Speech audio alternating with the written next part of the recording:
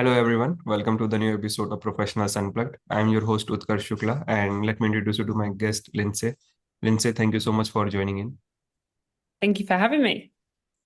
So let's start with our very basic question. Can you please introduce our audience to yourself, like who you are, what work you do, anything you want us to know about you?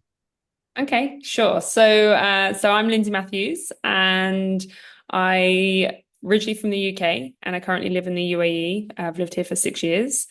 In terms of what I do, I come from a tech background, so I've been working in product management for around 11 years, I think. It's quite a while. And about 4 years ago, I kind of stumbled into the world of holistic health and well-being and had a very strong interest in that. And then went on to study in brain health with Dr. Amen, who's a world-leading psychiatrist. And then I started to create something called Mind, which MYND is a kind of a side business that I have, which is purely driven from passion. And it kind of led me down this path of really kind of diving into neuroscience. And yeah, so I'm kind of going on to study in neuroscience next year at King's College in London, and to kind of take that and maybe one day, maybe who knows, step out of the product world and purely focus on neuroscience, but we'll see.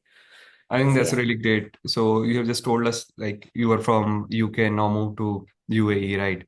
So if you Yeah. can just brief us about your journey, like the reason to move and how was the overall challenges that you have faced as a product manager, and then we Yeah. can cover about the other part. Yeah, sure. So in terms of how I moved, it wasn't really planned, to be honest. I was working for a company in the UK, and I decided that I was going to go traveling, and I was going to book a one-way flight to Singapore and just see where the world took me. So I left my job and I handed in my notice in the August, booked my flight, I think, for the beginning of December to Singapore. And then about 4 weeks after I handed in my notice, someone at work said, "Oh, there's a job in our Dubai office and it has your name on it." And I was like, okay, I didn't even know we had a Dubai office. So then I applied for the job. A few weeks later, got an offer for the job. And then next thing you know, I was flying to Dubai in the January. So I still managed to travel a little bit for like 5 weeks. And yeah, but it was really weird because I think about 6 months prior to that, I was randomly looking at YouTube videos about living in Dubai. But for like, you have those moments of like an hour or two where you start to dive into something and you look at it and then you realize that, okay, maybe I won't move to Dubai. But then it did come true. So yeah, so then I moved to Dubai as a product manager. And yeah, that was 6 years ago. That's really great. And if I ask you of a life of a product manager, right? So what are Yeah. the biggest challenges that you think you have faced as a product manager, and what are the main things how to overcome them? Yeah. I mean, the biggest challenge I face is people not even knowing what a product manager is. And that's included my mum. So no one like I think it's more like people understand it more now, but I think a few years back, like let's say even 3 or 4 years back, like people just didn't know what product management was. And I think it is still a very new concept to some people. And I think businesses have this realization that we need a product manager. They don't really know why they need a product manager. They just know that they need one because every other business has one. And then the challenge that that causes is that you go into businesses and sometimes they don't know the value of a product manager. So then you're either doing things that don't really add value. There's an expectation that's not aligned with your expectation, and the role can be blurry. And I think the product manager role can be quite different from business to business. And I think that is quite challenging because sometimes you might take an opportunity and it would then be quite different to your expectation of it. So I think that's the biggest challenge I've had is the understanding of what product management is and how to truly get the best out of someone in that role. I think that's a very valid point that you have mentioned. Like it varies from business to business, right? So if I ask you, like if you need to explain what is product manager to a kid or say a 15-year-old boy, how you will do it? Yeah. So I'd probably do it in two ways. I'd probably say I think a product manager is someone who is very good at solving problems. Okay. Probably three ways actually. It's someone who's very good at solving problems, who sits in kind of in the middle of the kind of core teams in the business. So sits between technology, business, and the customer. Okay. And you kind of product manager so product managers typically, I think, have to be very good at connecting dots and solving problems. And then I think if you was to give it like a title, I think if it's like the CEO of a product, you're almost like you're not running the business, but you are the CEO of that product and you're managing, a million different things. Yeah, I think that's a very direct definition where you have just defined that you need to take the ownership of the product and be the CEO of it, right? Yeah. And being in the role of a product manager, you need to deal with the employees of the company you're working with and have a team. So, what are the challenges that you think you faced while dealing with different set of people and making sure everyone is on the same path? Yeah. So that's probably quite an interesting question, I think, living in Dubai, because I think you naturally already, as an expat, have the challenges of I'm living in a city where it's extremely multicultural, and that has its set of challenges in itself, let alone in the product management world. So yeah, I think the biggest challenges I see as a product manager here in the UAE is the cultural differences. Okay, and understanding not only as individuals, we all work very differently and we have different ways we communicate and the different styles of working, but then also understanding the cultural challenges with that as well. So I think that's like an added layer of complexity that is a challenge. And I think to like what's really, really helped me with that is being more empathetic. And I think that's a really that's a skill that I think every product manager should have. So I'm still learning to hold more empathy and hold more space and understand people before just kind of jumping to conclusion of this is how we should work or this is the way we should do things. Yes, I think empathy plays a very key role in order to understand the Yeah. people and work in a team. So I think yeah, that's a very essential thing. Yeah. Coming to the other part of your life, as you mentioned, like of neuroscience and mind, can you just brief us about it? Like how you started and what's the next step for it? Yeah. So how it started. So it originally started about 4 years ago. And I was studying holistic health, and that really opened up my eyes to just the way we live as humans and the the kind of like a byproduct of our environment. And that kind of shifted a lot of things for me. And then I went on to study with brain health. And then I was like, wow, this is really, really interesting. And I think coming from a family where there was quite a lot of chronic mental health in my family, it kind of sparked something and I was like, oh my God, this is what I want to like spend hours and hours reading and researching. So I done that. And then I actually started a company called The Wellness Space. And this was like pop-up events across Dubai. And it just wasn't fulfilling me enough. It was like those kind of sporadic events and they were fun, but I was like, where I really thrive is when I teach people. I love teaching, I love educating, I love researching. So then I started to create different trainings for companies, and then that's when Mind evolved. So Mind, it actually stands for Mind Your Neurons Daily. But someone recently come up with it should be manage your neurochemical dopamine. So I don't know what it is. We're in two minds, but no pun intended. But yeah, so Mind really is now kind of an experience in education business. So the big part of it that I do now is workshops with corporate companies and then experiences kind of pop-up events that happen mostly well, they only happen across Dubai at the moment. And once I graduate from my neuroscience degree, I'm sure it will evolve even more with more and more knowledge that I get. But yeah, it's very, very focused on neuroscience. And just to kind of give you the why behind Mind and how it might be different to other kind of mental health and mental well-being companies is I really focus on what I like to call like brain fitness. So if we think about a lot of people say like mental illness and mental health, and it has like a really negative connotation to it, I think. So if we think about brain and how we keep it fit and how we keep it healthy, just like we do our bodies, then maybe actually we can, we have more kind of motivation and drive to optimize our brains as well. Yeah, I think that's a very valid point. And how does it function with the corporate life? Like you said, you're providing corporate trainings with the firms. So how does that part work?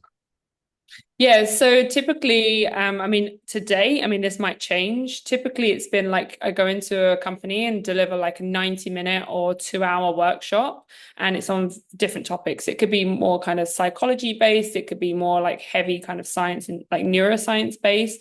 But what I really try to do is in all the trainings that I deliver, I try to bring them back to science. Okay, so it's not like there's a lot of woo-woo information sometimes out there, and it's always trying to back it up with either study or research that's been done or, using a lot of reference points that bring in science element to it. Yeah, I think it's very important to make sure like you provide the facts behind them, right? Yeah. And I think you mentioned at the starting the part you have studied and that hit you like so what was that part? That like aha moment. Yeah. Yeah. Do you know what? I think it was, I'd studied in holistic health and I certified in that. And then I had an email about something, and then it had this kind of new concept of brain health, which I hadn't really heard before. Because I think as a society, we've always heard like mental health or mental illness. And I was like, what's brain health? Like, never really thought about my, like that. I don't know, never really thought about it like that. So then I kind of explored that. And then I was like, okay, I think this email has hit my inbox for a reason. Like, there's something in this. And yeah, and I think as I started to kind of for a few weeks just dive into it before I even signed up to study it, what I realized in that moment is there's so much like biologically that we can do to our bodies to help the way our brain functions. And I think back to like my brother and my mum who have had quite bad mental health. And I was like, if they could build these habits into their life, maybe they wouldn't have suffered as much as like they have done with their mental health problems that they've had. So that was the moment for me when I was like, if if I can like kind of change my habits as well to improve my life, how can that be a ripple effect? And how can I like educate people that there's like small things we can do biologically to our bodies that actually improve our brains and then ultimately our lives? Yeah, I think that's a very great point you have mentioned. If I ask you like what were these points, you can just tell us in short. Yeah, so I mean, they're simple, right? They're basic. There's nothing like maybe there's nothing new here, but it's even like so I'll give you an example of myself. I used to be a person who was like sleep 5, 6 hours a night. I would wake up in the morning, not eat breakfast, go to the gym, do a strenuous workout, spend all the hours working, not really take any time for myself. And what I realized in that, there was zero self-care happening. And I thought because I was like eating moderately healthy and I was kind of getting some sleep and I was exercising that I was looking after myself. And what I realized was that, first of all, everyone's body is different, everyone's brain is different. Our brain is chemically wired different, each individual person. And I was putting so much stress on my body and I wasn't giving it the attention and the care that it needed, that it was causing me mental health problems. I myself used to suffer really bad anxiety. I'd have panic attacks. And when I kind of put myself through this protocol, not like I didn't go, oh, I'm going to do this for a set amount of time, but I naturally was just kind of adding these small habits and these changes into my life. My anxiety went, my panic attacks went. I never really felt sad, felt happy most days, felt positive, had a different outlook on life. Things started to get better in my life, opportunities started to arise more.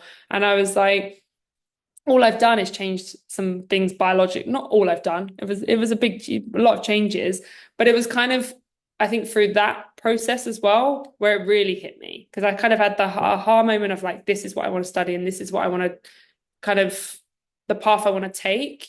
And I'm going to take myself on that journey. And then when I actually took myself on that journey, then that was kind of the validation of, okay, this stuff actually works.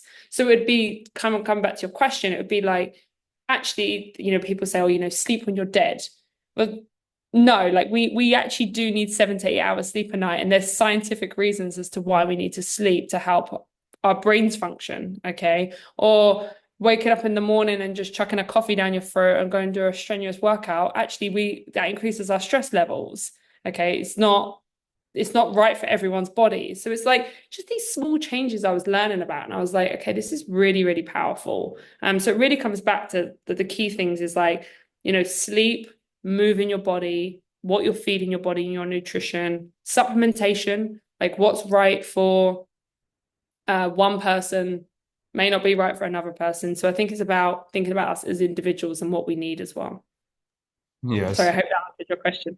Yeah, it definitely answered my question. Like, I think you just told us like there are some predefined things that we are continuously doing, and we don't know ourselves that is harming us, right?